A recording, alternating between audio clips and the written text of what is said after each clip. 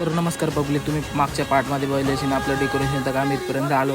तर आज आपण इथं ताडपत्रे बेलपत्रे लावलेले आहे. ताडपत्रे लावणं झालं तर आपण सजावट करणार आहोत. म्हणजे अजून पडदे बिरदे लावणं चालू. तर बघू शकता आपण आता वरती जाणार आहोत. तर इथं पडदे बिरदे लावणं झालेले आहे, म्हणजे थोडेफार बिरदे लावणे झालेले आहेत. तुम्ही बघू शकता आपला मंडप कसा दिसत आहे इथं.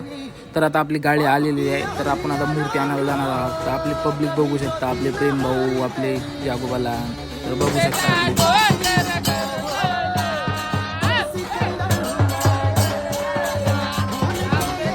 इथं आपण पोहोचलेलो आहोत. तर आपले सगळे मित्रमंडळ आहेत, आपले गोपाल भाऊ पण आपल्यासोबत आहेत. तर बघू शकता आपली गर्दी बिर्दी किती आहे आपल्या इथं.